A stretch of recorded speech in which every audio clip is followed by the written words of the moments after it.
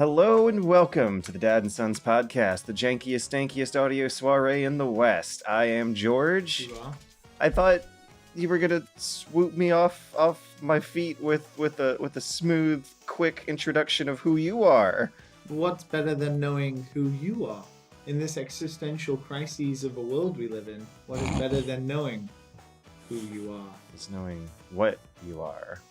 I'm Liam. You're George. And I'm Quiet. Hi, Quiet. I'm Dad. And I'm out. That sounded so creepy. Like you're in VR with, like a Metal Gear Solid 5, What are those anime games where you can pick models and shit? You don't know what I'm talking about, do you? Oh, I have a suspicion I might. I was jerked into the VR zone last night. Jerked? And the night before. And unfortunately, though, the connections inside of my VR device seem to be jerking themselves out of place. I might get into it later, unless you guys have something else for us to start off with. Content on this show. I've done nothing but play Smash Brothers, so I don't really know what. As typical and usual. But Liam, I've done the same thing. All I've done is play League of Legends. Oh my god. I know. Really? Wait, this is something I want to get into because this is interesting. How'd this happen? Let's bring it up later when maybe my roommate has woken up. Does your roommate listen to this podcast? I hope not. No. Well, I guess I know he doesn't because I mentioned like gaming to him at one point, and I was like, oh, gamers are not just like basement dwelling nerds. And he was like, they aren't, and I'm like, oh, Jesus Christ. I know, right? I would not have even opened that can of worms. Like nowadays, these days, in the year 2019, cyber year 2020, I just won't even say I'm a gamer anymore. I leave that for the third date. That's information that takes a while to learn about me. The third date. So what happens when you say it on the first date? I make video games on Imagine if someone told you on the first date, how would you feel? I would feel just fine. That's something that they're into. Oh my god! I'm normal. Yeah, look at you over there with your normalness. I'm a normal boy. So, Liam, you got into playing one game again? Well, that's not like you at all. I mean, playing more than 0 games is, to be honest, a win for me. Smash Brothers has become more than it was. It's now like a lifestyle. It's a lifestyle and a religion. It's a lifestyle game. It is literally a lifestyle game. In the office now, we have 6 people who play every day, every lunchtime. If we have a spare minute, we finish 7:30, 8 o'clock or whatever, before we go home, should we play a couple of games of Smash? And then, lo and behold, 2 hours later, it's like 10 p.m., going home, haven't played Smash. Went and ate tacos on Tuesday, as always, and ate and drank until about 11:30. Me and 3 other dudes are like, should we just go play Smash for like 2 hours as well? Came to my apartment and played Smash until like 2 a.m. in the morning. It has become a problem, and it's been happening for like 6 months now, and it won't stop. It's like an unquenchable beast. And one, I can't play any other games at lunchtime now because gotta keep my game up. And 2, I don't want to play any other game because Smash is so good, and it's become like a level where we're all pretty good now, like pretty damn good. So it's really competitive, and some of the matches are really fun. But goddamn, I'm still only playing one game that came out 3 years ago. I remember when the Nintendo Switch was being rumored and the idea of a portable little kickstand tablet console was being speculated. And I got super duper hyped that all the kids in the cafeteria could huddle around the Smash table and play Smash on the go like that. But of course, no, I should have known that this would actually be for grown-ass adults doing it on and after their work shifts and in the office with other fellow adults. What was I thinking? It's just so good. It's such a good game. I don't want to talk about it anymore because everybody will be upset. It's so good. It's not a fighting game, but I play it every day like it's a competitive fighting game. Oh god. Hey man, straight from the Sakurai's mouth. Like I don't know what you want me to tell you anymore. I don't know why you even listen to me. I'm honestly a problem. I feel like I'm a problem. But they were up there accepting the award though, right? For best fighting game, right? Were they? Okay. So what he said? Oh no, sorry. But Smash is not a fighting game. You can take that award back. Mario Kart Tour won best racing game. Do we count that as a race? This auto. Wait, is that a real thing? Yeah, it won best racing game at the DICE Awards. Yeah, but are there actually pedantic people who will argue that Mario Kart's not a racing game, it's a party game? No, Mario Kart Tour, like... Oh, is that like cell phone spinoff? That's the cell phone game, you know? With the auto-driving, no multiplayer, nothing. That's a racing game still. God damn it. Even I feel a little dirty about that one, actually. Now that you've clarified that it was the shitty cell phone spinoff. I'm winning you all over slowly. You're winning us over by having us lose our faith and our happiness. I feel like I'm looking at Matt, and Matt is just like disappointed he even woke up this morning. Very, very. I'm looking up Mario Kart Tour right now just to see what you're talking about. I mean, it's obviously got karts in it. It's freaking racing. I remember people complaining about it on Twitter for 2 days, and then I completely shut that game out of my mind until just now. Like, a lot of cell phone controversy stuff just flies off me because it's water on a duck's back anyways. I mean, it's old, isn't it? Like, being mad about cell phone games? That was like a thing in like 4 years ago. Apart from everybody who was really angry about the Diablo game that I talked about. I don't know if I'm mad about cell phone games, but it still kind of fills me with a big sadness. Like they started out in a place that I believe could not have gone where they are today. The really, really creative, stellar examples of excellent cell phone games are something unique that would not have happened otherwise, but there's such gems in this market. They're an incredibly small amount of the percentage that the industry turns out. I play a lot of mobile games these days just because of the availability. I know. I fucking know, okay? I know I'm a problem. But that's where the world's going. Like get with the times, Grandpa. I'm gonna have to figure out how to play cell phone games too eventually. I don't think there's any way you can compete with that long. I don't know. This it's like Spell Tower last week or the week before. Like it's just fun, and it's right there in my hands. Oh, I did another Sayonara Wild Hearts run. And that game was intended, or at least had its first release as a Apple mobile device. Like you did not have a normal controller. You're supposed to click and drag your character like an endless runner. And I'm wondering what that would be like to have a little 45-minute playable album in your hands rather than on the screen. If that might add something to the experience. I bet it's a hell of a lot more technologically impressive on a small screen, too. Were you playing with iOS controls? Wait, you're playing on Switch? No, right? I've been playing the Switch port for it. Okay, right, yeah. Because the iOS controls are absolutely garbage for that game. Mm-hmm. It's sad. But I do want to redeem myself a little bit before this embeds itself. Guys, I got a new PC. Yay!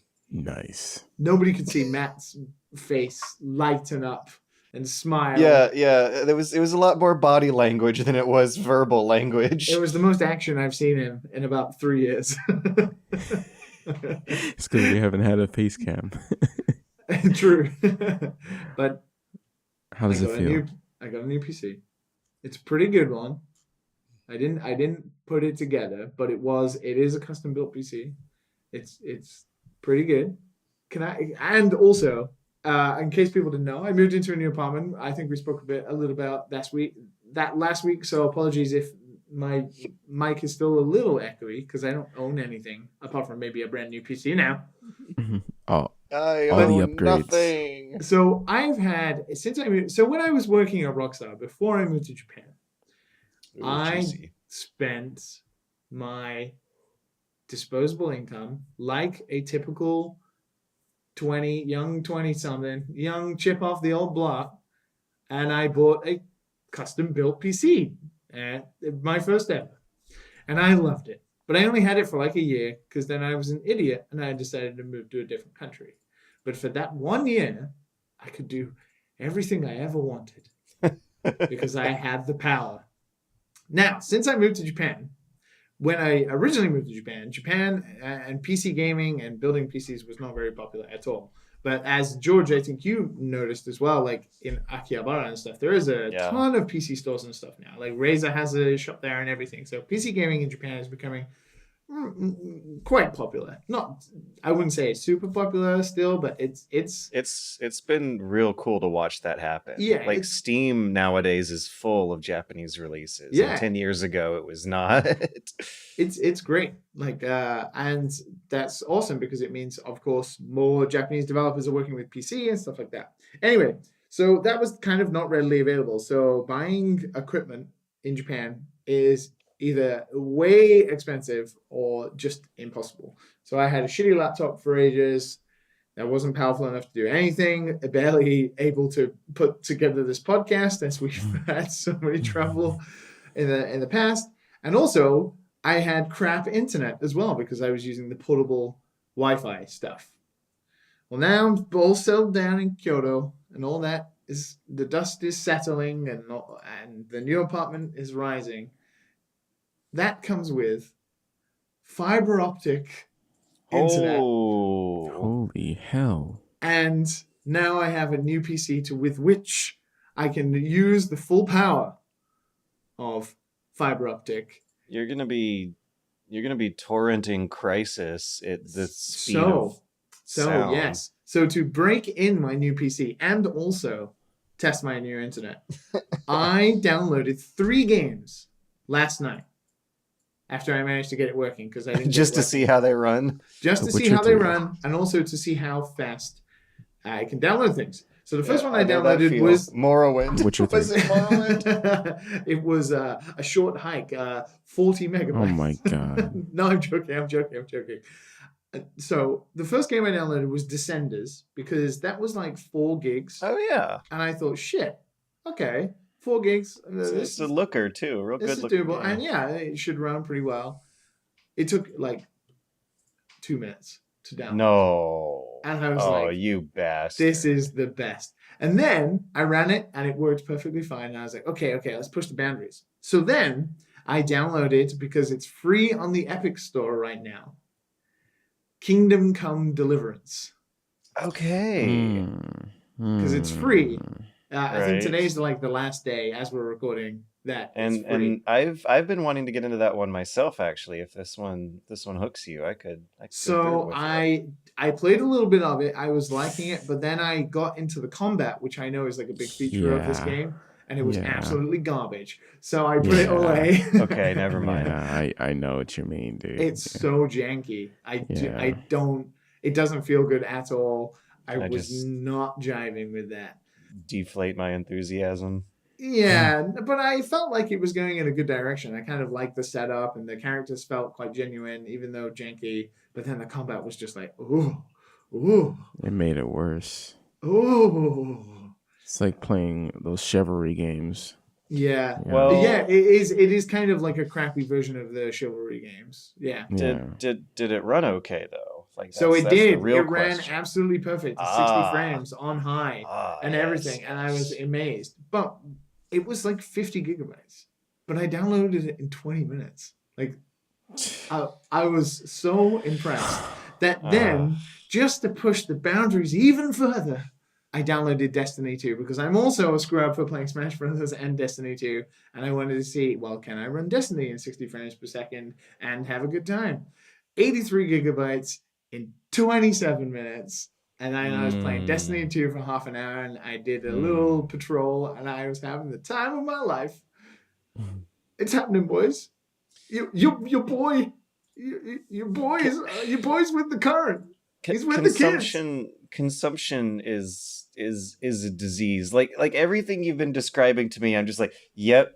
How does it feel? It sure is nice that you're here. And then you talk about your download speeds, and my internal dialogue just like starts turning into stinging pain because I don't. I will never have that because that's something that it's like determined by your area, and we just got Comcast. So I don't know, what is the maximum speed that you are told that you can have?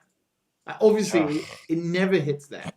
And it doesn't hit that for me either. So I'm supposedly meant to get a gigabyte per second. But I usually get about 400 to 500 megabytes a second instead.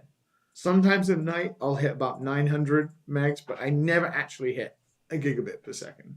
I have found that your Steam download speed is a better benchmark than most, and mine typically tend to top out at 3 megabytes per second. But no, if I'm thinking of the unit right. Yeah, how do you measure internet? I'm going to do a speed test right now. Okay, a 50 gigabyte download is something that I can't just knock away in 20 minutes. Like, that sounds like the future magic to me when you say that. Like, I have to slate a day out. I might go to bed before something like that finishes. It's so that's the thing. 4-hour, 5-hour thing. Yeah, usually something like that would take me, fucking 10 days on portable Wi-Fi to ever download. And I would have capped my data at 3 gigabits per day, like 1,000 times over. But now it's just unbeatable. It's so good. It's probably not even the best. People are listening now probably laughing at me, but to me it was literally like heaven. No. There's no way some people are laughing at you, let me tell you. Some people still got Spectrum and Comcast here. Okay, they're still here. How did you manage that too? Because I thought that Japanese internet in general is a slight notch lower than American internet, which is still not the best in the world at all by a margin. It is, but it depends. If you get lucky, you can get what is called the Hikari Flex gigabit line, and it's called the Hayabusa line. It even has a cool name. Like the train. And that really does depend on your location. And thankfully, I'm living like quite in the center of Kyoto City, so I feel it seems like the construction has already been done here. That's a hell of an upgrade, man. You've been living in this poverty I have on this podcast for the past 2 years.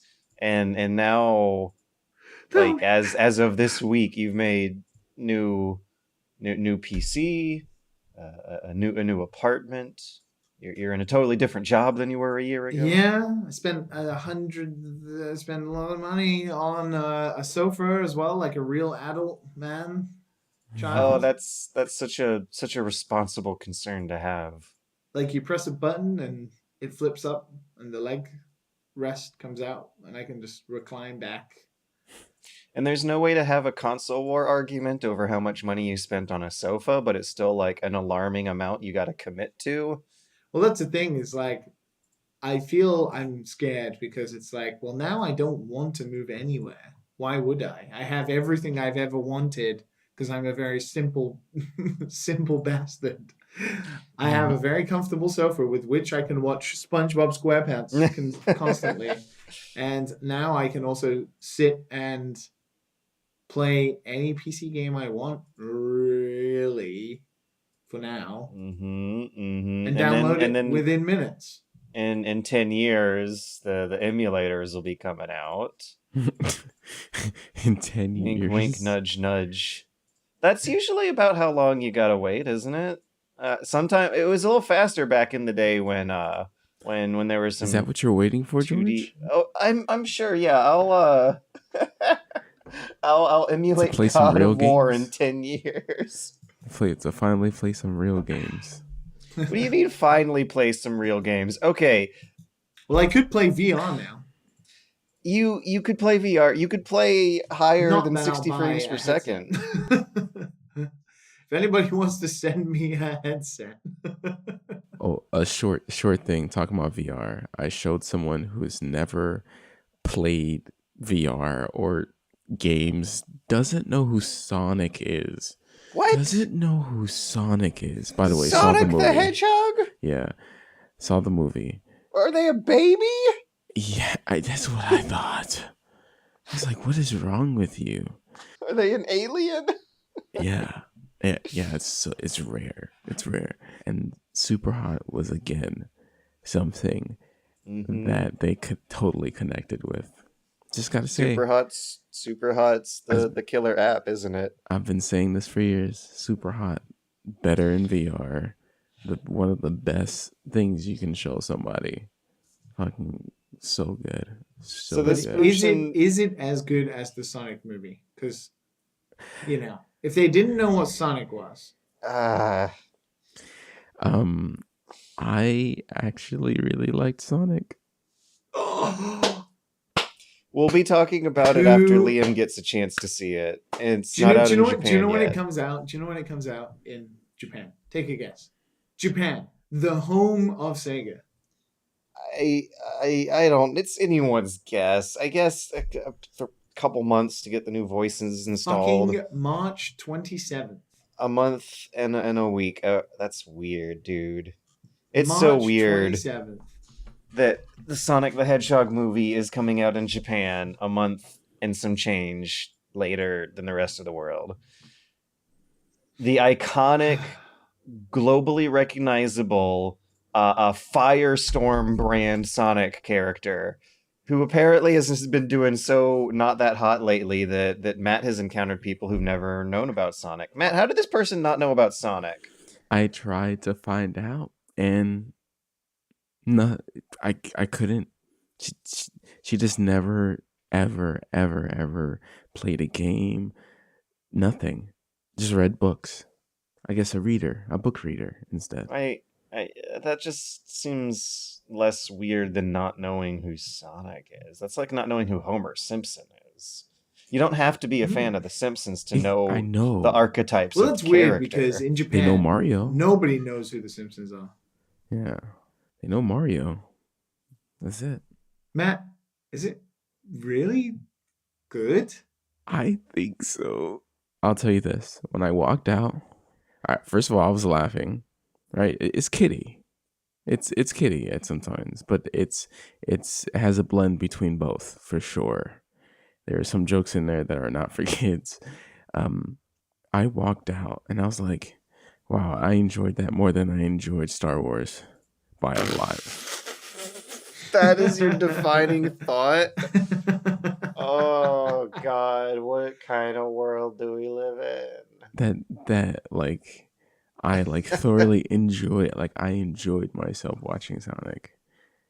And then the movie ticket was like $15. You know what I'm saying? Like, it was expensive. But I was like, yeah, I don't feel like I wasted my money. Is it better than Detective Pikachu? Oh, yeah. That's the big box office brawl. If I'm having problems picking, I think that's a good sign. Yeah, I was just going to say, honestly, if you're having issues, problems picking, that is exciting. I think it was cleaner. Maybe no. There was a point where things were where something wasn't explained.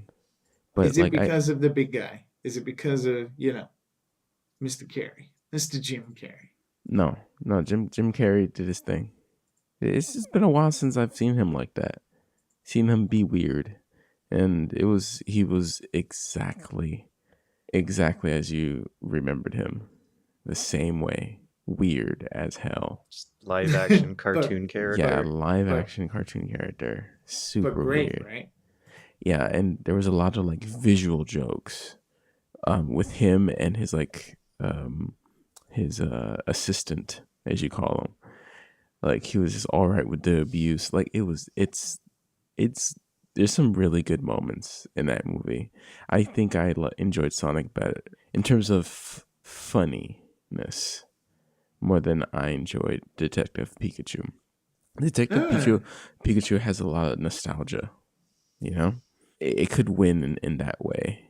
But like the jokes and stuff just landed more with Sonic.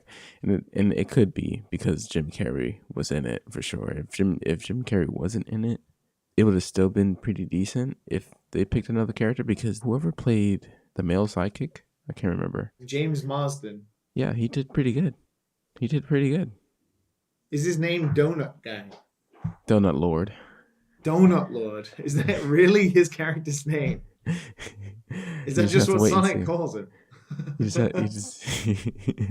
But I have to wait until March 27th. I will have been to America and returned in that time. I could maybe just get stoned and watch it in America. Is that where you come to America just to get stoned? Is that who's asking? Who are you, the fucking visa police? But yeah. Wait, George, you haven't watched it? No, I was gonna hold back and wait for Liam. I saw Parasite over the past week. That was interesting. Yes, exactly. Interesting. Right. I don't like. I wasn't having the time of my life all the way through the movie, but it was still a good fun time. I heard a slap. I heard a slap somewhere in the background. Did someone slap their forehead? I think that was my hand popping when I was going. It wasn't exactly what I was expecting, but I don't know what I was expecting. Now I don't know what genre you call it. Like, because it's like a comedy, but it's also a horror. But only for like comedy. The end. Yeah, black, very, very black. British people invented that shit. But yeah, what were you guys talking about last week when I had my headphones out? Now that my ears are no longer virgin ears. I mean, we don't want to retread old Grant. What we want to hear is what you think, and then react to how you think. Yeah. I thought it was a little hard to believe that there would be a guy locked up in the basement for that long and no one would have noticed for like most of a decade. Sonic. What's Sonic got to do with this? That you find a man living in a basement unrealistic. Well, Parasite has a much more realistic setting than Sonic the Hedgehog. When you're watching a movie about someone living in a David Cage house with very bad heating and air circulation, it still looks like a realistic enough situation that there would be. There are plenty of stories of like people living in people's attics and coming down to eat food and stuff like that. Yeah, like Arrested Development. It's terrifying. And the Diary of Anne Frank. You got a whole genre to explore there, sure. But what I want to say is that I'm gonna unload a top secret George secret, right here on the podcast, okay? If you'll remember, around last winter, I made a big 50-minute video on media literacy, right? Yeah. It was the longest video I'd ever done. And when I was making that video, I did not leave my room for 2 weeks. And I suffered a vitamin D deficiency that did put me in the hospital at some point. So when I was watching Parasite, I was thinking in the back of my head, like, where does this guy get his vitamin D from? I mean, he's pretty fucked up by the end. Yeah, so his symptoms must have been way worse than mine. I mean, I was locked up for 2 weeks and look at what happened to me. He's been in there for what, most of a decade? Yeah, the logistics of it just seemed a little... What about Old Boy? I never saw Old Boy, which was... Oh my god, Old Boy is so gruesome. Am I just shitting the bed right now? See, is this just not how you're supposed to watch Parasite? Liam, that's how you end the movie. Old Boy. Yes, that is how you end it. That is how you make a movie. That is how you really enjoy a movie. I really did like the ending of Parasite, like the downer with that flashback that makes you get your hopes up a bit. I that's the worst part for me is the ending. Just his decision. I just don't get it. Okay. Someone had commented on the YouTubes that to them it did feel like it was justified. Like the family looked down on Mr. Son's whatever his name is, the main guy, the dad's family multiple occasions, but it's so, whilst I know what they're saying, it's so like subtle. It's so just like the It's idea very. of institutionalized class-based Like, This is stereotypes, like it right? was revenge on society rather than that one individual person. the Like like. the only one they can describe that makes me think, oh, okay, maybe is the Jessica, like when Jessica gets stabbed and then she falls over and then the rich dad runs in to get his kid and stuff. But then I'm thinking, well, of course he would. Like Yeah, he wants to fucking protect his child, like over his like what art teacher? Like what? Come on, of course he's gonna do that.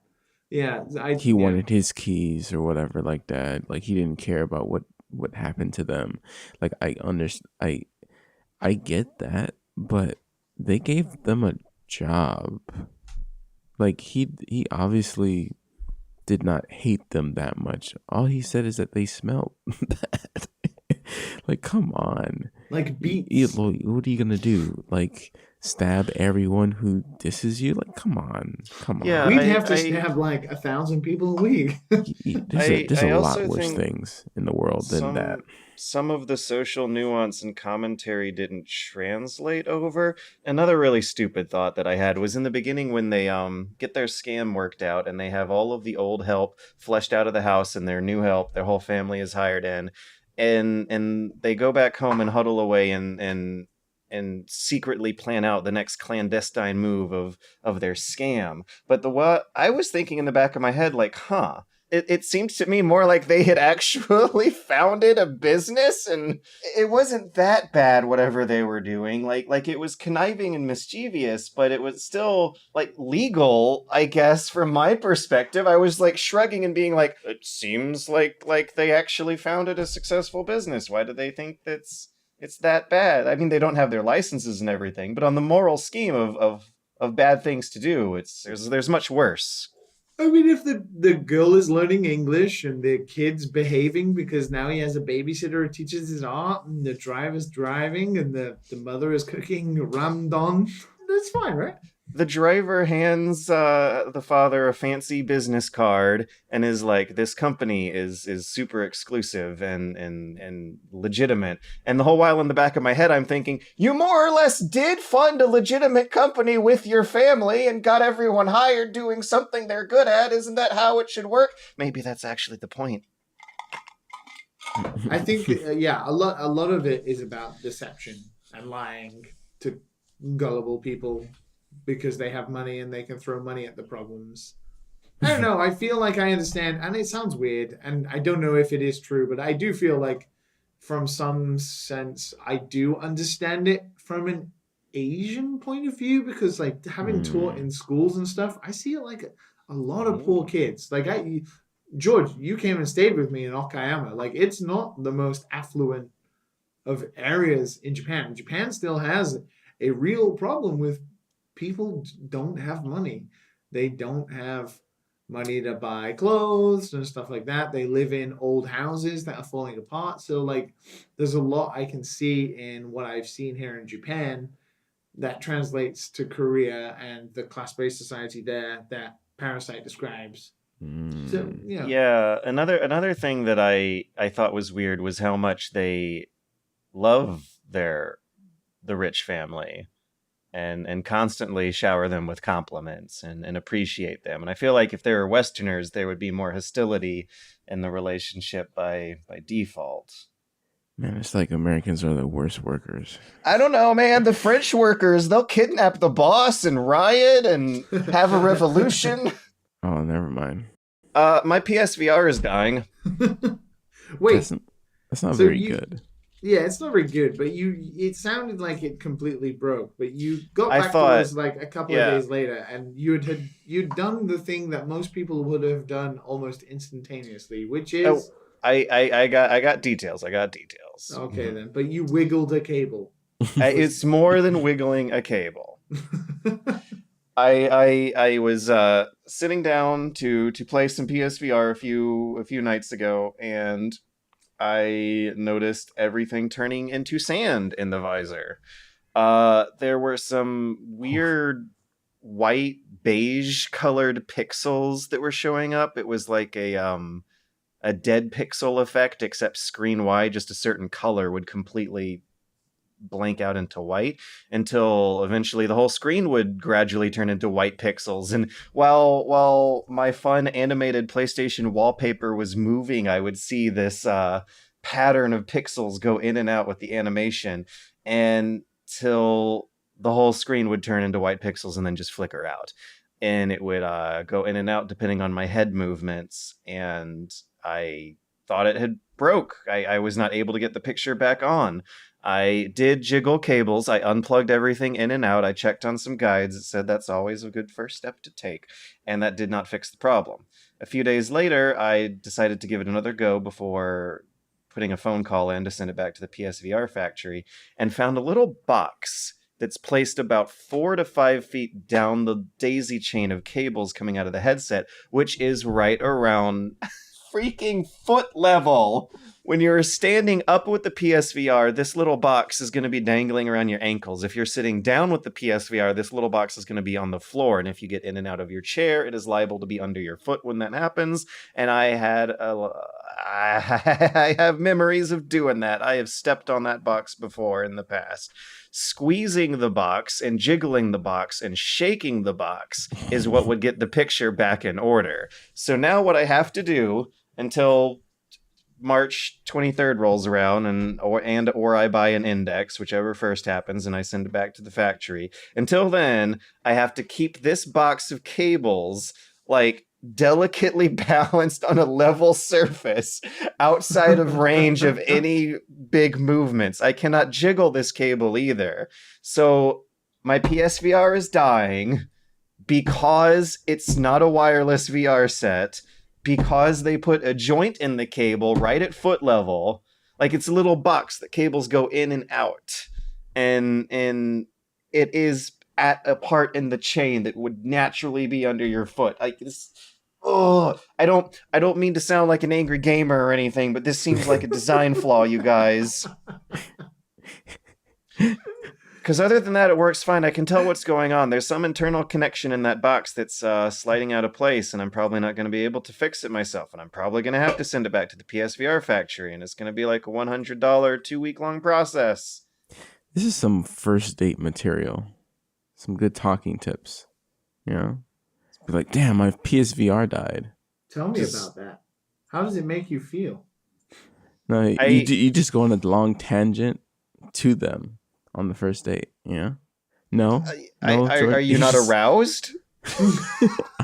I'm a little bit aroused. That's why I'm telling you. You know, you should try. It depends if you go full ninja on me and you're like, don't tell me it's not important.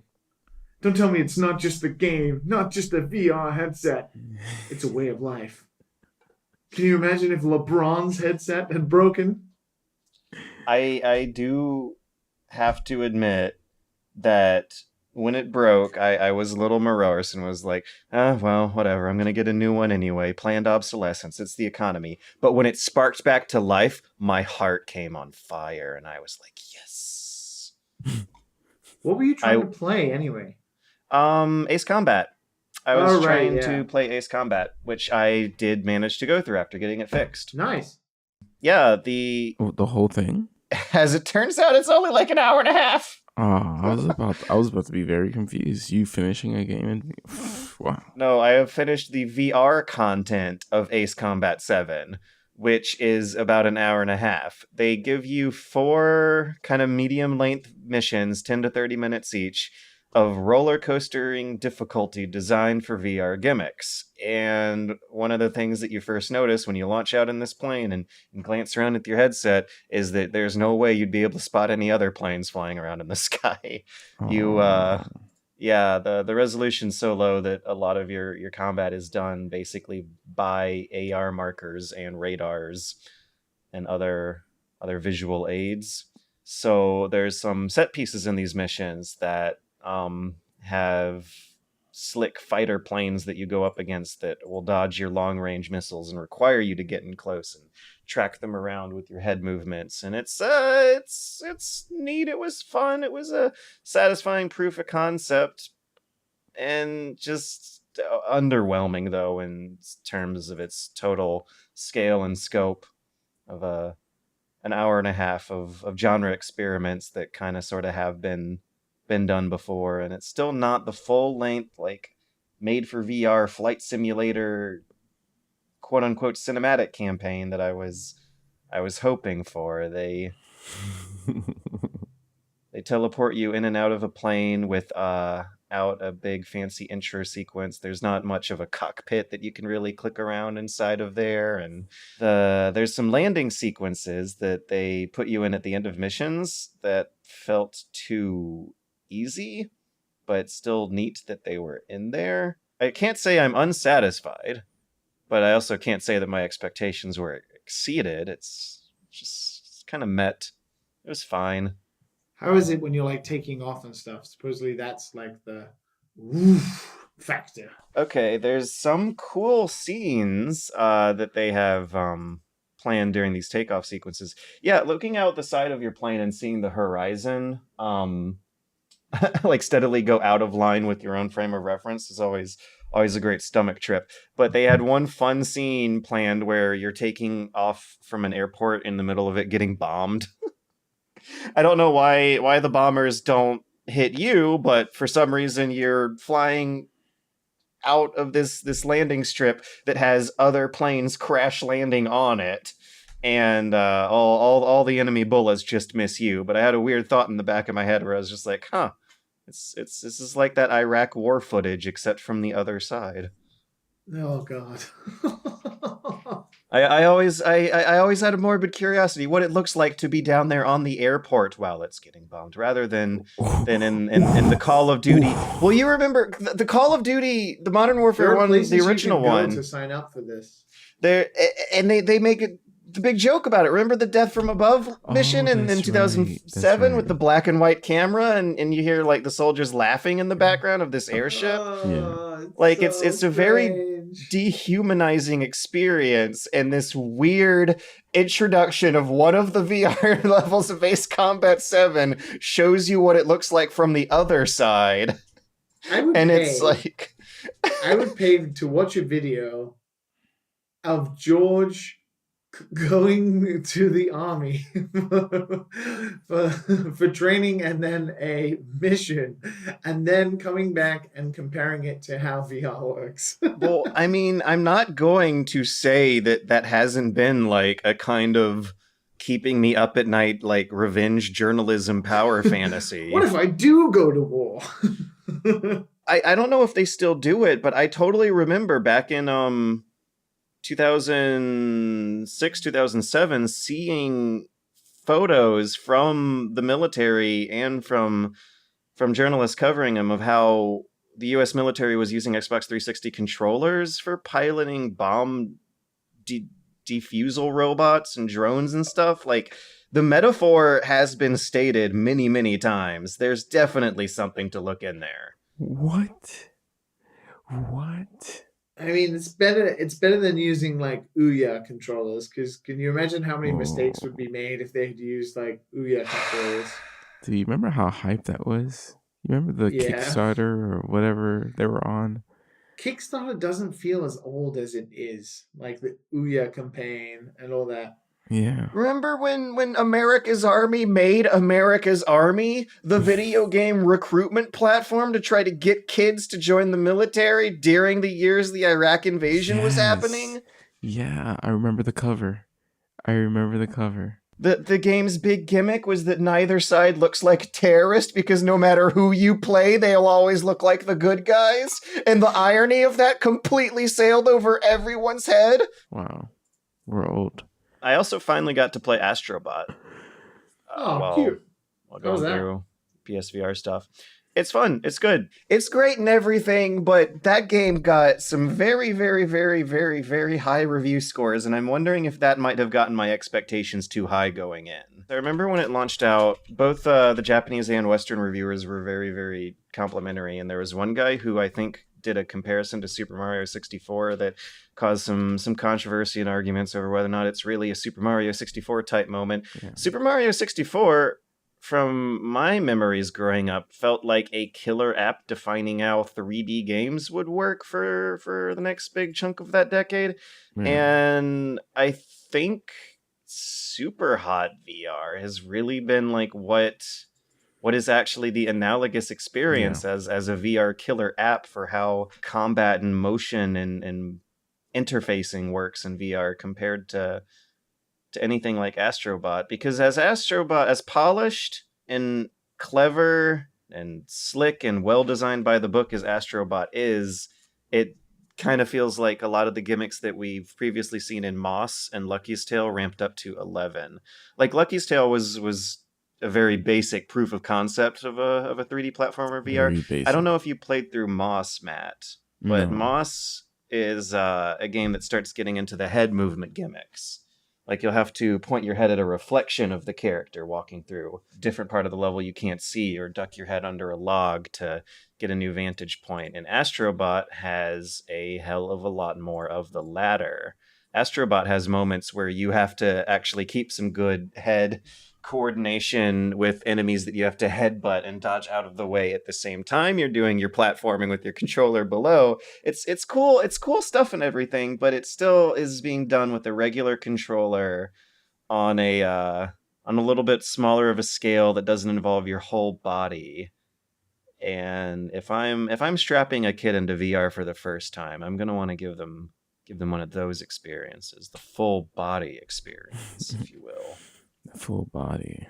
Yeah, if we're going to be trying to capture the magic of VR gaming as Super Mario 64 did for 3D gaming, I imagine the controllers you're using are going to be wands instead of a traditional game controller. Like, Can you imagine being able to kick someone in VR in Super Hot? Just kick them with now. foot tracking. Foot tracking. Yeah, Body that's the tracking. next logical step, right after the knuckle controllers that track your fingers. Now you can pick someone's nose in Super Hot. All we're missing is kicking someone in the butt in Super Hot. Right. Being able to turn models around and smack other models with them. Oh, that would be so cool. And make freaky people sculptures. Yeah. You could put stuff around your ankles, right? And Yeah. and I just move. have done it here. In Cali, there's like a few places that have like full body VR by doing stuff on the ankles and stuff. When you go to GDC, you'll see some stations that'll probably have something like that set up. I've strapped myself into a couple, and it's always a real interesting experience how those things barely work. Yeah, Uh, barely. at Gamescom, there was a VR treadmill I got myself into where you're like skating through the environment. No kicking people in butts yet, but Damn it. it really does seem like all you need is an IR sticker on a shoe. Like a few IR stickers at that, but still IR stickers on a shoe. Yeah. I mean, it can't be that difficult considering like the Quest's head tracking and positional tracking for where your base position is versus, if you have the anklet AR reflective things underneath you and then all of a sudden they appear in front or behind you, you should be able to see, right? Yeah, I just feel like it's much easier to mass produce a head thing than a body thing, you know? Yeah. 'Cause Yeah. everyone's body is different, and that's just like asking for And lots that's of just the truth. returns and yeah. Like one thing I'm hoping for is a market for prescription replaceable lenses to become more affordable and normal. Because Yeah. I'd be really interested in changing the lenses out so I wouldn't have to wear glasses in these headsets. And Oh my gosh, it would be I lovely. remember there was speculation that the Yeah. Oculus DK2 would ship out with that, but that's a feature that it seems like they kind of forgot about because I guess it was more of a specialty item than original expectations might have ever seen. But I'm still looking forward to the index and going through the PC VR content, like custom songs in Beat Saber. I want to go through the Dayman from It's Always Sunny and Beat Saber and see if it works. I really need to try Beat Saber already. I know a lot of people like it, and I just never tried It's it. so good. If you've got VR, why have you not played it? I don't know. I just feel like I It's don't so care to good. like. It seems hard to me. It's not hard. Oh no, it's just very good. Yeah. Okay. All right. Maybe I'll give it a try. I give it a try. I've gotten so lazy ever since I've seen the Oculus have inside out tracking. I'm like looking at my three sensors, and I'm like, I don't want to set you up anymore. I just don't want to set you up. I'm hoping that if I have a Valve Index and a PSVR, I'll be good for a decade. Because they did say that the PS5 would be backwards compatible with the PSVR, but I I'm pretty darn sure they'd put out new controllers at some point, and I'm like half sure that they'd want to put out a new headset because the resolution is pretty low on that headset. But still, I'm hoping that that's my strategy, is that this will be a kind of future-proofed setup. Oh, it needs a refresh for sure. Like it might be low tech on the console side, but the PC side should hopefully be future proof for a while when I get it. Ooh, maybe with my new PC, I could play Half-Life Alex. Yeah, you should be able to. 1060. Mm-hmm. Oh.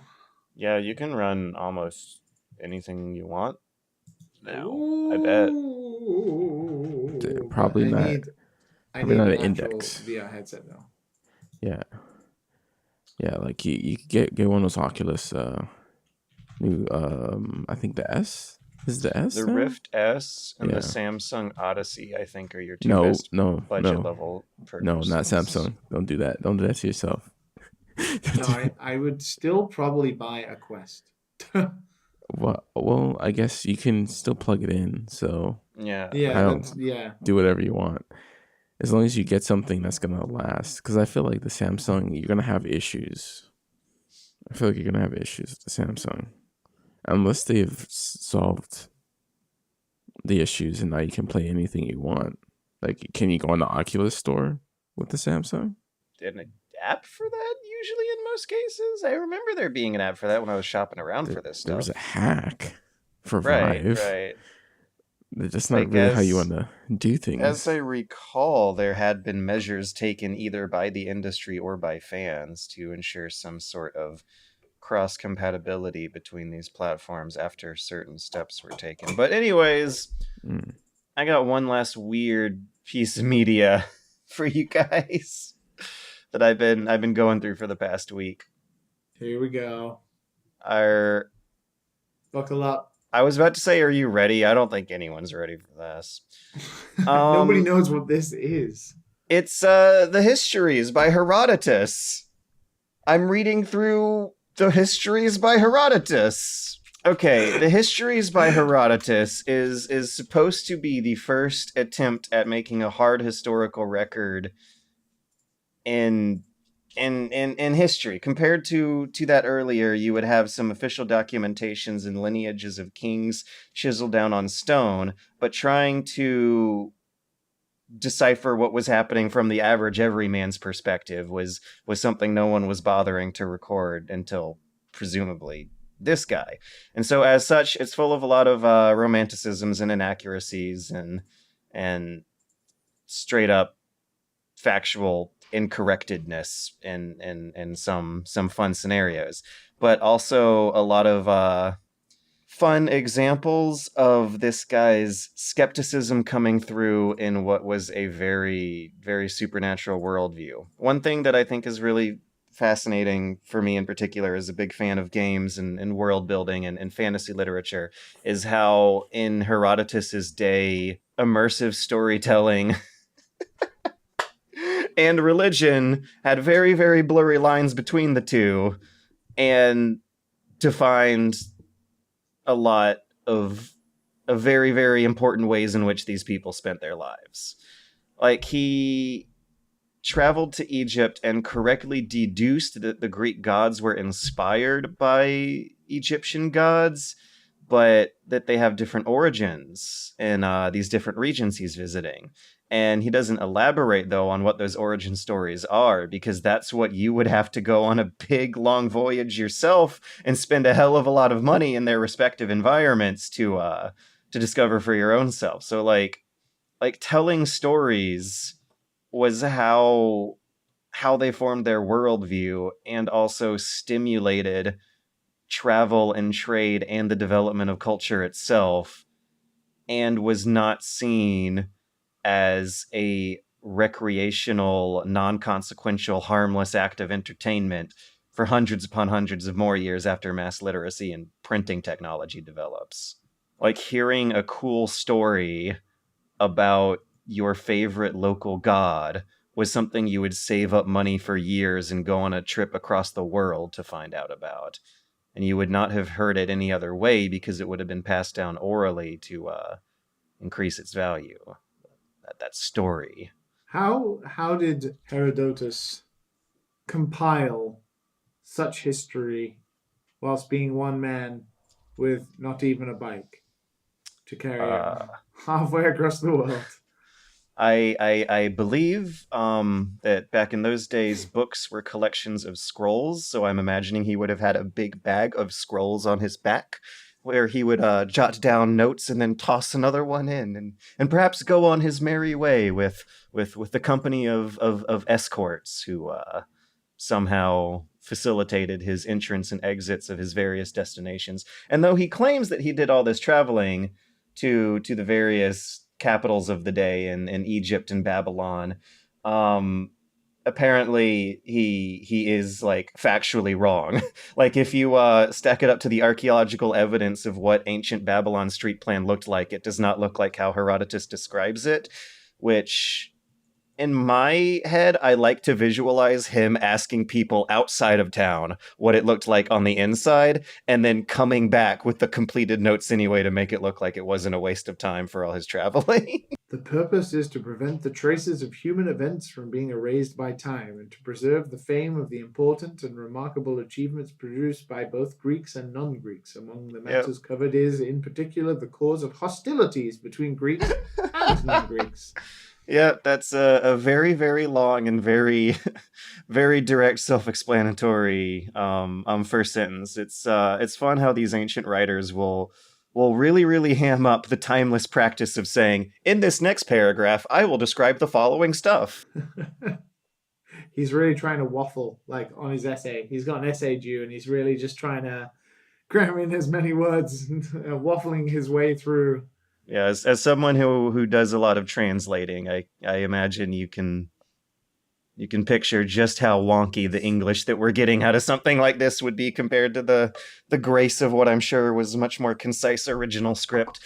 But yeah, that's my really, really dorky current history nerd trip that I'm going through. I have a version of I am amazed. This has been like a fascination of yours for a solid 2 years since you played Assassin's Creed Odyssey. Yeah. And now you've been to Greece. And I am reading through several ancient You read the Iliad. You made a video on it, and we're still here at least once a month. Well, talking about it. Total Roy has yet to come out, and neither does that Ubisoft adventure game. I believe it was just called Heroes and Monsters, and very, very generic name. But I'm still getting myself a little bit hyped for Total War Troy. You said Roy about 8 times. I know, and I kind of just want to leave it at that. Total Roy. Total Roy. Because I'm just going to go with here it to party. And pretend I know what that is. Me and Matt are totally on board with Total Roy. Gods and Monsters. That's its name. Anyways, yeah. Monsters and Roy. There's still something to get out of going through the classics, besides profound lessons about the beginnings of history. I'm very confused. Yes. How did we talk about history just now? Because it has to do with the magic of stimulating your imagination for entertainment. Like, that turns out to actually be the purpose of life for hundreds of years for a lot of people in history. What do you dig more, history or video games? I mean, aren't video games the logical result of the historical processes? Oh my god. Let me Oh my rephrase the God. question. Oh Yeah. my god. Do you like history more than video games right now? Don't answer that. Don't answer that. Don't answer that. I like going to the break. Mario's trapped in a new adventure. He has new friends. He has new enemies. But will he save the princess? In Paper Mario. Rated E. Hello guys, and welcome back to this podcast that you're listening to. This podcast that you're listening to tries to talk about the news every week, but there's Sponsored by the Greek Tourism Board. which is funny because wasn't one of the first stories that I had when I was over there about how bad the poverty was getting? Yeah, now look at all of the tourism we're bringing to Greece. Spending money on things is generally good. That's a very simple way of describing a complicated phenomena. But if you spend money on Greeks, then there will be less poverty in Greece, right?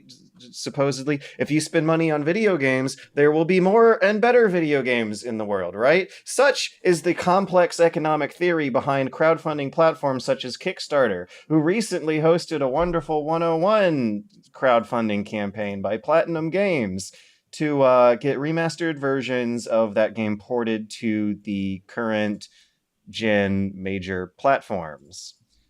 It's kind of a weird, complicated situation because it's not a Kickstarter for a new game.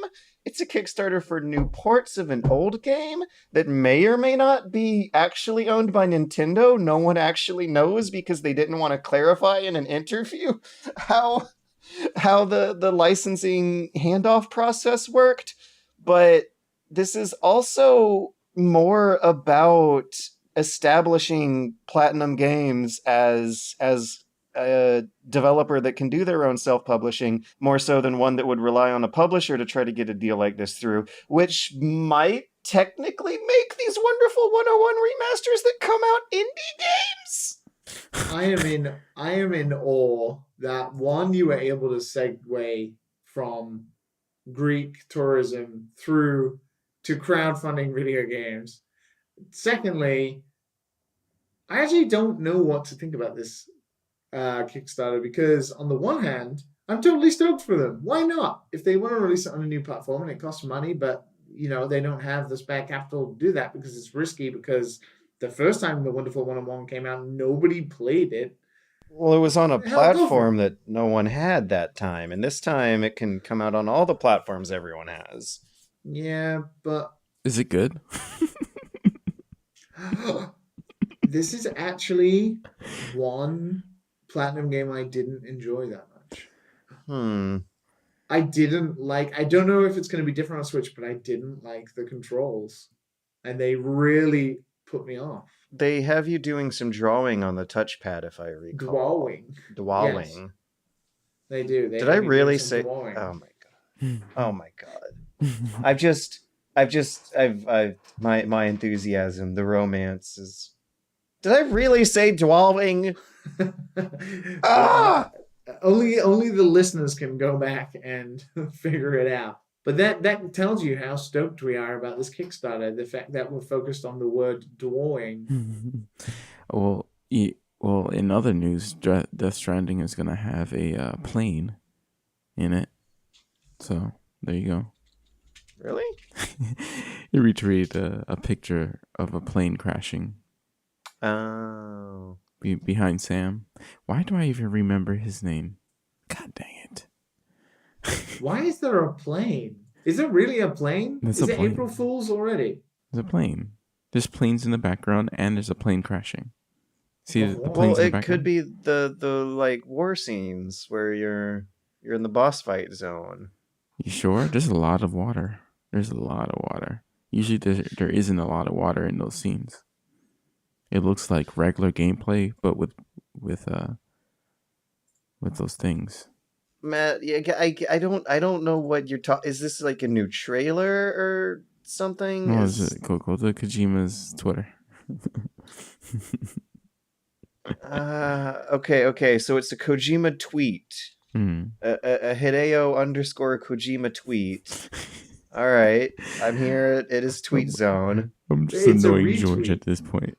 Okay, here we go. I see Sam running away from a crashing airplane. Is this what you're talking about, Matt? Hideo Kojima sure did indeed retweet a photo of Sam running away from a crashing plane, and it looks there's barbed wire. It could be a war zone. No. If you scroll down, there is a video he posted earlier today where Sam is running away from a plane that crashes, and he's in like a war zone. Okay, all right, coming 2020. This could be a teaser for the PC version. Or DLC. Wait, we're watching this in real time, so it's probably not the best. How did this come up? Like, I was just giving you a better topic, George. You know, you love Death oh my Stranding. god, that's the whole point. How? Okay, I was messing Hideo with you, Kojima George, was and a you little, took me seriously. a little teaser video where Death Stranding has a plane in it, and that's a way better topic than the Wonderful 101 Kickstarter, which a fan actually requested us to talk about, and now we're talking about it, and we can't even do that right. Oh, okay. Do you guys want to play the Wonderful 101 on your Switch? Well, because they have you do drawing and stuff on the Wii U pad, so I don't know how well it might work on other platforms. Well, if they use the right thumbstick instead, which works way better, and it did it in Okami as well, I think that would be great. Oh, that was the trick? Yeah, but like, it got over like what? $1 million. $1.5 million already? Like, fair play. Like, if that's what people want, and you know they get it. Fine. These goals are really, really interesting. So this was a Kickstarter for ports. And so they have by Kickstarter standards, $50,000 starter goal is not a lot. And that's just for a Switch port. For $250,000, they got a Steam port. For $500,000, they'll do a PS4 port. For $1 million, they're going to add a time attack mode. For $1.5 million, they're adding an extra mission. At $1.75 million, you get a soundtrack, which is weird because you can't just rip it from the game. Anyways, whatever. Yeah. It's a goal. It's a goal. It's there for the goal. $2 million is a second extra mission, and they're on their way to get that. So it's not just going to be a remaster of Wonderful 101. There's going to be a couple extra missions in there as well. I feel weird about this because I always feel really queasy and dirty whenever fan money is involved in the exchange. And it also seems like the fan money is going to the studio in a more indirect way than usual. It's not necessarily funding development so much as funding these ports and remasters, which I guess still counts as development, but Of course it does. I mean, but it's not it it's not costs a money new to port. But the game is there already. The game But is that's there. not already. how making games works. I. Don't test me, Matthew. Oh, okay. Well, This well, is- I'm obviously.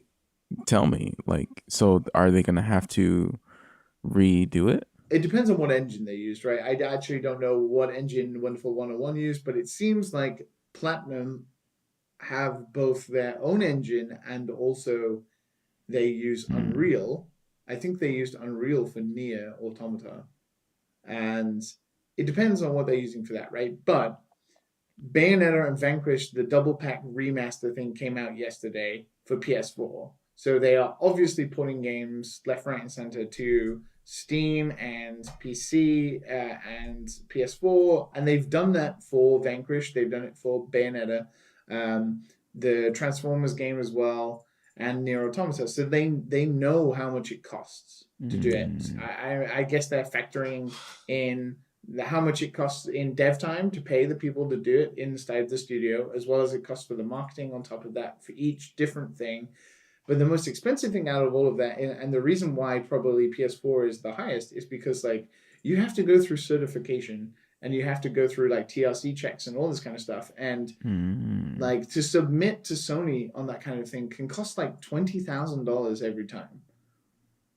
So because you've got to pay Sony a bunch of money for them to pay people to test your game for like 2 weeks, and you know it's a lot of money. And if you fail certification, which you always do first time round, you then have to pay more money again. So they're probably Wow. factoring in like what their highest averages is and that kind of thing. They're definitely probably covering their own ass a little bit. Yeah. One thing that I want to point out is the possibility of there being other investors involved with this process, because based on your knowledge of game development and porting budgets, do you think $2 million would cover all of these platforms and all I of think it this would. game? I think it would cover the porting, hands down. I mean, they probably added the extra stuff. It sounds to me like when you say stuff like extra mission and time attack mode, you're kind of just pulling out random shit out of your ass because you don't know what you can add. Because So it is just there for the ultimately, goal. it is there just there for the goal, like just in case. And I think they didn't expect because it was so low, right? Like it was like 50,000. They just Yeah, wanted to the make the numbers Switch on for this it. one feel low, but we also don't know like an insider would if they are low. So that's the thing, right? It's like, well, I guess they just were hoping that they could make a port and then they could be self-published on that, like they Yeah. have done with a couple of other games, so they can make the full profit.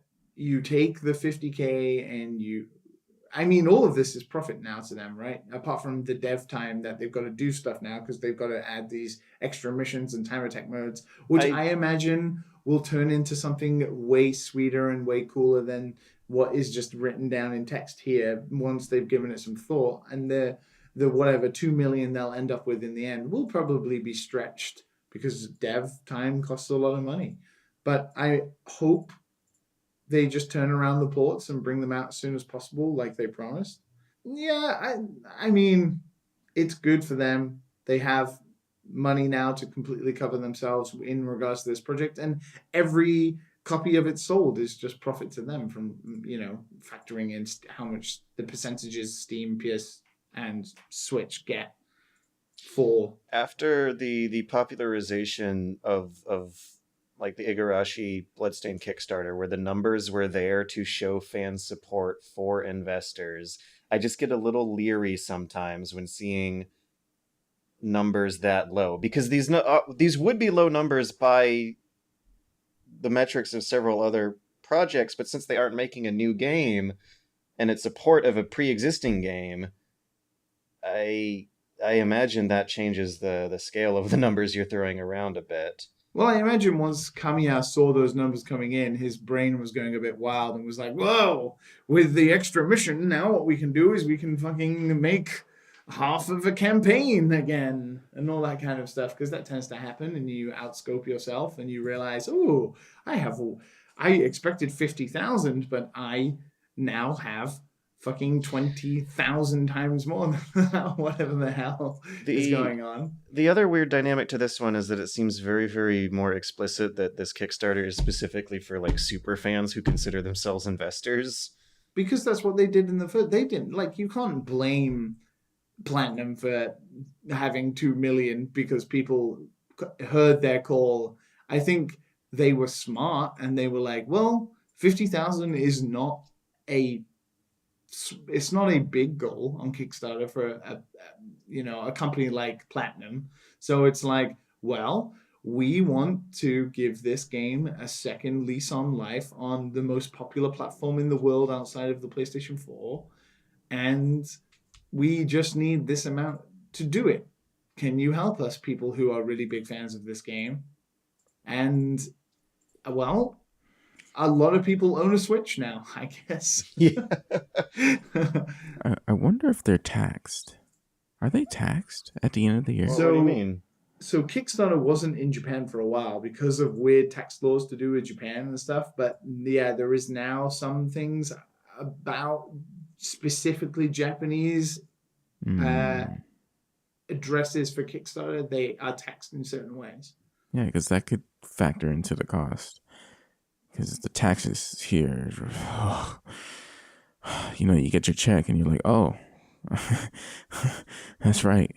Uncle Sam came in there, stole some of my money. Fucking tax, man. It's fine. It's only like 30%, and I'm sure it'll buy some very, very nice bombers. Well, All right. Anyway, let's talk about better Switch games. Let's all go to a deserted island together. 30% of your wages. Speaking of capitalism and wages, Animal Crossing Direct. Oh, Am I right? yeah, that thing that you know about. I legitimately blanked. Capitalism, Nintendo Switch, Thomas Nook, Bells and whistles. Bells and Miles. Now, Is it, very is it briefly. good? Well, it looks good. Wait, it didn't come out yet? I thought it came out already. Why is it taking them so March long to make 20th. an Animal Crossing game? Why is it taking so long to make any game? Animal Crossing games, they used to come out like every couple years. What's happening No, they here? didn't. Well, it is coming out it's been like 4 years. Yeah, I might just be out of the loop. You're Oh, always- 4 years is a couple couples. So Okay, yeah. I don't even know where to go from here anymore. We went from Couple 2001, couples. 2005, 2008, 2012, and then there's a big gap from New It's- Leaf to New Horizons. 8 years. 8 years between But some games. people, everybody who's played New Leaf is still playing New Leaf. And they probably don't want to switch over too early. But you can transfer a lot of all of the stuff you've made in New Leaf via a QR code in the Nintendo Switch app on your phone into your game on the Nintendo Switch. Yeah, I stand corrected. We were all playing Animal Crossing Pocket Camp a couple years ago. That's what was going on.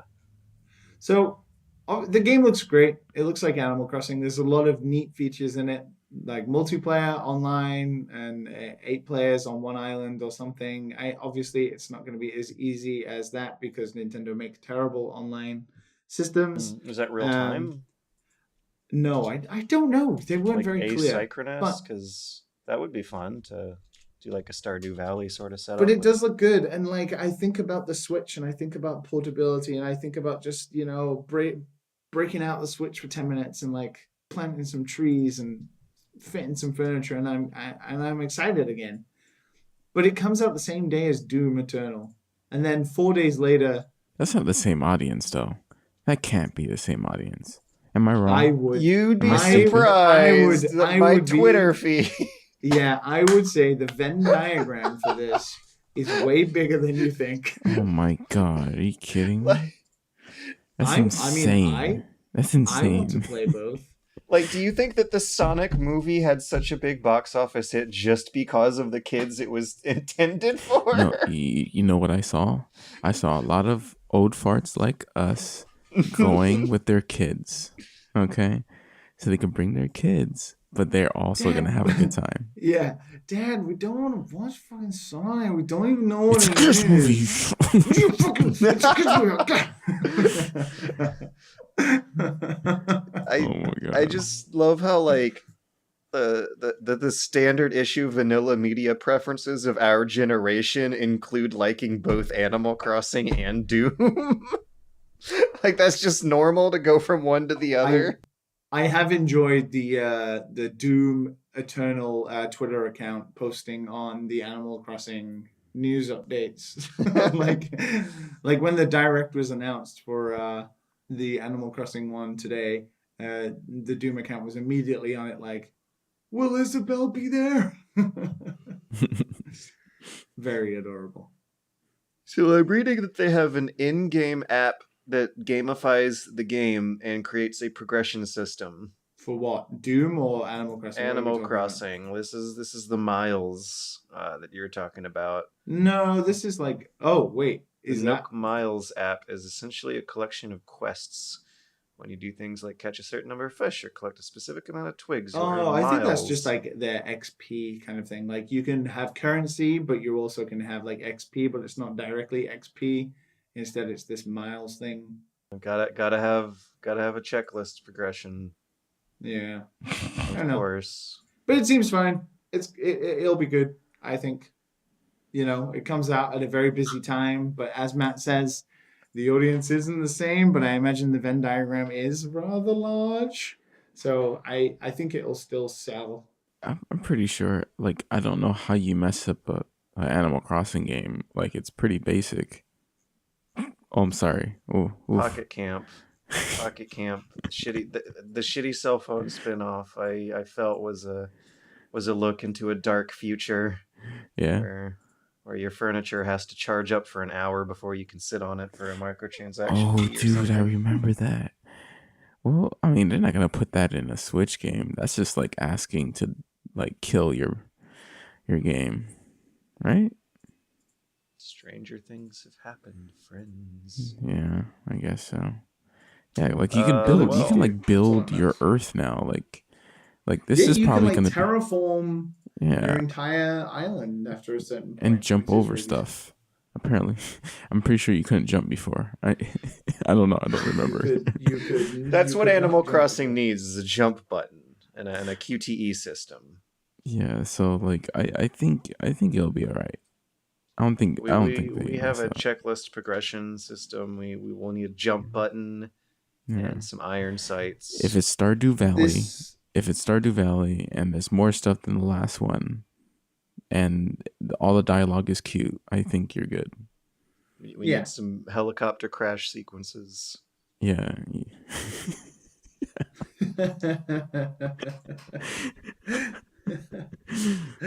Oh. Speaking of checklists, this show has a checklist, and there's one final box If you would like to contribute to our to checklist. the checklists of stuff we go down, then send an email to dadandsonspodcast@gmail.com. The stuff that we go down may, and who are we kidding, will pretty likely include your submitted question or comment or suggestion or, or answer or complaint. I don't mind either way. First up for this week, we have Alec. Just Alec. No last name, no initial, just Alec.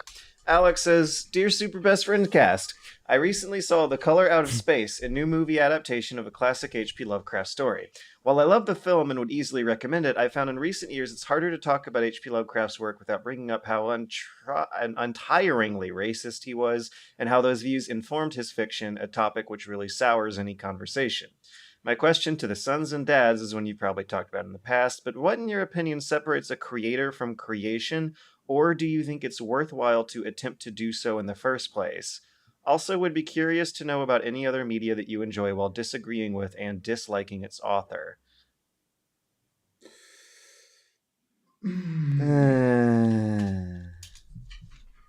I'll say that my views are complicated and inconclusive because they change drastically from when I was growing up to now. Yes, and When I was growing up, I was big into H.P. Lovecraft and Orson Scott Card, but I feel like in those cases the media of a pre-digital world is one where the harmful implications behind their messages is something that would have a much harder time reaching the youth than in a post-social media world. I wonder if my opinion changed because the technology changed, and nowadays, if there's something really wonderful being made by someone who might have run a ring of pedophiles out of Hollywood studios, it's a lot harder to enjoy than it would have before those people could have been using electronic communications to facilitate their crimes. The time gap definitely makes it more palatable, because that's also a technology gap too, in a way.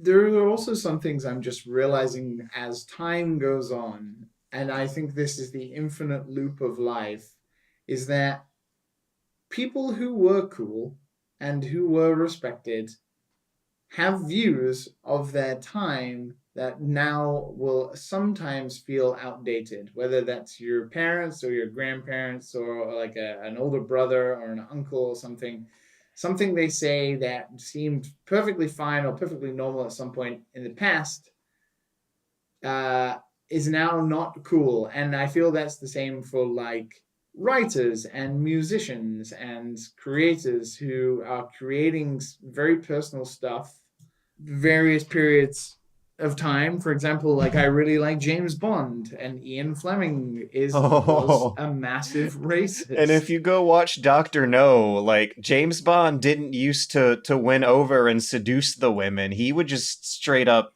rape them.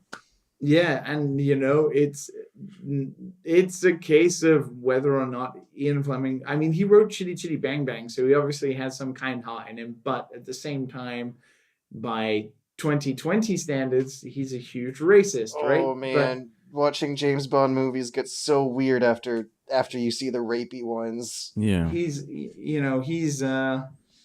he's a product of his time, and it is hard because in that instance you kind of just have to separate the creator from the art, because it's like, well, he's been dead for a very long time. It's like it's almost like George in his history, like reading about some Roman emperor who you're like, this guy seems cool, but he murdered like 50 children in gladiatorial combat, right? And even though it can oftentimes be boiled down to being a product of our time, times have changed. Technology has changed. And now we have a case of like something like Notch making Minecraft, where we all love Minecraft, but we'll shit talk Notch whenever it comes up. Like it's like that's the padding that puts the distance in there now. Whereas with Lovecraft, like you can look back and think about how, a lot of archaeological discoveries were being made. There was a horrific world war. For better or for worse, powerful colonial empires of white people were suddenly really terrified that that the world was way older than them and that their ways might not be as stable as they thought. And that informs a lot of the racist undertones of Lovecraft's work in a way that's kind of harder to distinguish because we don't have that retrospect in that history when trying to figure out if Notch is ultimately going to be remembered better or worse than Minecraft. Yeah. It's very complicated. It is not black and white. It is very much gray. Yeah. And it's such a complicated issue because it depends on where you are in the world and like what is true for how a Brazilian person feels versus a Japanese person versus a British person versus like an Ethiopian person. There are levels of tolerance and the levels of culture, and if the product of what they create comes out of those cultures and then it offends some people in other cultures. It's like South Park, right? It's like South Park offends quite a broad spectrum of people. South Park comes from a place of safety. Like they made that during a moment in history where it was safe to offend everyone else and they could get away with it. Yeah, and like Matt Stone, is it Matt Stone, Trey Parker? Trey Parker, right? Trey Stone, Matt Parker, whatever. Those guys seem pretty cool, right? It's like I haven't heard anything untowardly terrible about them. Especially, I mean, you would hear it in this terrible world of cancel culture. Yeah, if that's the kind of sense of humor and social aura that they carry themselves with, I doubt I'd get along with them. Yeah, so that's the thing, right? But it's like South Park's still pretty funny. And it is complicated. It's complicated. Yeah. It's incredibly complicated. Yeah, it's like when I was young, I read Ender's Game and enjoyed it. And then Orson Scott Card. Massive homophobe. Yeah. Then you just feel weird about it. It's like, hey man, should I even see the movie? Yeah. But yeah, I tend to separate the author. I think I'm the one who talked about it before, because the games. Let's take video games. Like what, thousands of people work on this stuff? You think all these people are good people? Yes. None of these. Yeah. No. There's no way in hell. As recent reports have revealed, the people making video games you like may turn out to be shit. Yeah. I mean, you hear it and all also, the time. Imagine if, and this is a problem as well, imagine if Hideo Kojima came out tomorrow and was like, hey man, fucking gay people, I hate those guys, it's disgusting. Yet you'd have 99 other people at Kojima Productions who maybe don't feel that way, who have worked for like 4 years on something, who now their product is basically canceled. Yeah. Yeah. One thing that is very tricky is how auteur theory would fold into all of that. Because if a game can be made by thousands of people and it's possible for the the influence of the individual to be like anonymized and like lost in the crowd and all that, you also have to wonder if that means that the product just ends up representing the darkest parts of the psyche of 1,000 different people instead of just the darkest parts of just one person. Like that's how I wonder you if truly know. like maybe that's the difference between Death Stranding and Call of Duty. Death Stranding is the product of the darkest parts of one person's psyche, and Call of Duty is the product of like a whole nationalist, paranoid U.S. military defense budget's worth of people. Oh. Anyways, we should move on before I go crazy. It's something we're going to be discussing forever. Like we are always going to be discussing, because like music you like now, like for example, like rap music that is about like shooting gang members and stuff like that, is like, who knows in 20 years time where even the mention of murder in a song could be considered in the court of law as a murder attempt or something. Who knows, right? You just never fucking know. And you know that most of them don't even gangbang. It's just like that hype music. It gives you that like beast mode that you need in a gym or whatever like that. Like it's just that type of music. Yeah. Agreed. Yeah. Yeah. It's interesting. Have you guys ever seen a movie called CB4, I believe is the name? It's a early 90s mockumentary about like early rap and hip hop during the days of NWA and Eazy-E. And the character is this like hyper privileged, mild mannered student boy who puts on a character of a horrible gangster for the rap music. And it's a whole side of the debate that I never would have even been aware as a kid in the early 90s who didn't know the difference between what was character and what was real. They capitalize on that energy of like you hearing about popping caps and all that, and you're like, yeah, fuck them. You know, you're like, oh, that's what they capitalize on, you know. And yeah, games do it, huh? Games do it too. Exactly, games do it too. Next question before I go crazy again. Cola O says, what are some of your favorite game sequels, in particular second installments in a franchise, and what makes a great sequel? Nice and easy. Is it easy? Yes. I want to say that I love it when a sequel doesn't actually look that much or play that much like the original. I love it when a sequel switches out engines or assets for something that feels like a generational leap. I love knowing that I can make a whole generation with what I enjoyed earlier and still come out with new things to explore that feel like the old. I miss that. Like I don't like a expansion pack sequel. Yeah, expansion pack sequels have always felt kind of underwhelming. Extra level and we get less and less of that. Yeah. But like going from Hotline Miami 1 to Hotline Miami 2 was a little underwhelming, even though I think I am one of the weirdos who liked Hotline Miami 2 more than 1. The Hotline Miami 2 was so... Yeah, I know. I'm a weirdo. It was hard, man. And at the time, I just did not feel like getting thrashed. Yeah, I remember not finishing that game. Yeah, I didn't finish it either. I kind of wish there was more of a difference in the look and feel going from Bayonetta 1 to Bayonetta 2. Oh, there's so much in spectacle. I think that's different between those two, which I think is really important. There's a lot of animation stuff in Bayonetta 2 as well that really stands out to me, but then that's just me. Does indirect sequels count? Like spiritual? Like example? FTL Into the Breach. Okay. Yeah, because I really like studios who make a game and then make a game very similar in its essence, and sometimes it's, series, like the SteamWorld games. So you got SteamWorld Dig 2, but then you have like SteamWorld Quest, which is like a card battling game that's different to a 2D platformer. Yeah, it's still the same series, but it's a completely different way to play the game, and I really like that. I think for the sake of the question, though, it should have a 2 in the title. Okay. Because Mario Galaxy 2. Yeah, going from Mario Galaxy 1 to 2 is probably less of a leap than it was going from Metal Gear Solid 1 to 2.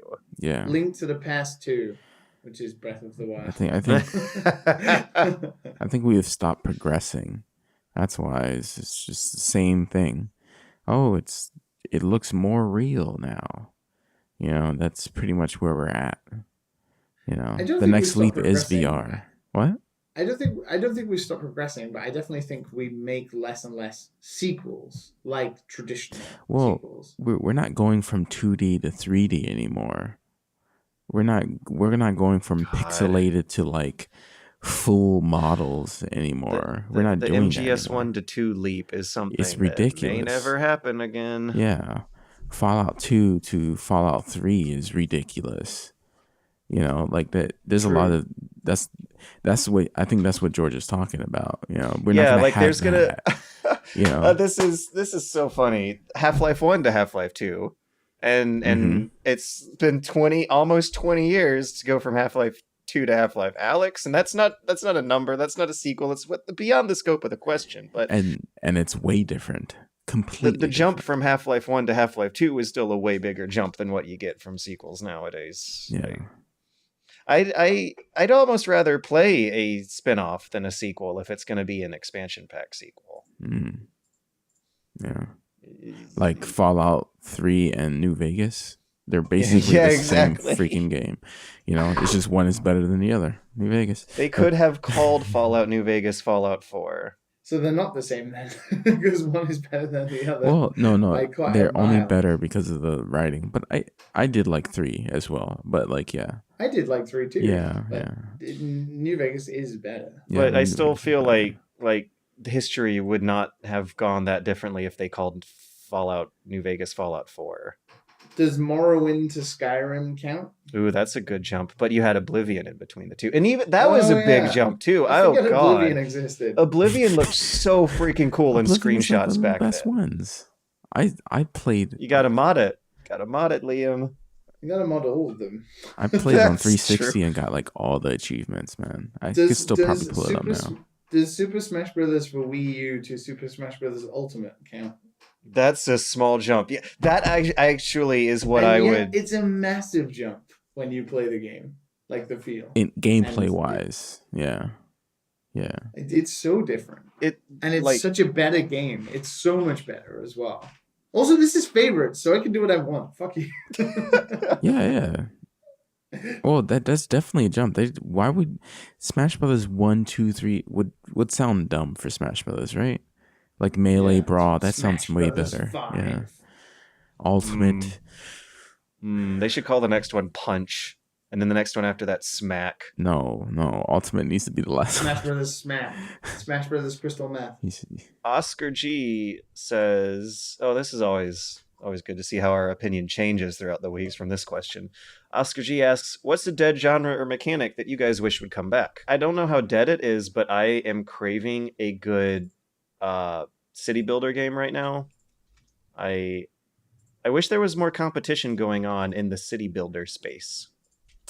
Is there not? I mean, there's tons of like factory build, like Factorio and resource management based stuff where you build cities and factories. In Factorio, you're not building a beautiful metropolis though. No, but you're building like a beautiful factory. It doesn't have the same feel. I wish a new genre of game that's happening, it would happen more often, rather than other stuff coming out. Preach, brother. Which is more like social game stuff. Like almost like local multiplayer is new generation. Like people together with like different devices doing things. Like there's this game I saw on Twitter the other day, which was like it was based around silent discos. Do you know what that is? Mm-mm. It's a silent disco. Where people go to like a disco and a DJ is playing music, but you wear headphones and there's like different channels you can do. But the way this game works is that, say you're playing with like 6 people, everybody's listening to music, right? But there's only one other person listening to the same song as you. And you have to try and figure out who the person is by, dancing and then trying to figure out like the way they're moving and the way they're interacting and stuff like that, if they are dancing to the same song as you. And it looked amazing and it looked really fun. That's actually pretty good. Yeah, more like social stuff like that, like Sebastian Johansson's Joust. I really wish more stuff like that would happen. Yeah, I play Jackbox a lot with friends. Jackbox is such a good example. It's such a good example. I want more stuff like that, like almost board game level of local interactivity, but you can do it in a video game way. Only video games can create. I'm so happy that Jackbox kind of caught on with the normie crowd, like in a mainstream way, Oh, it's so good. Oh yeah, because it keeps coming out with new games. Yeah, like guys and everyone can play them. Like there's no entry learning curve. Sons and daughters. It's brilliant. If you have parties, you got people coming over the house, get that game. You will not be sorry. It's so nice being able to play a game with like a room full of normies who don't play games. Yeah, it's very easy. And everyone uses their phone.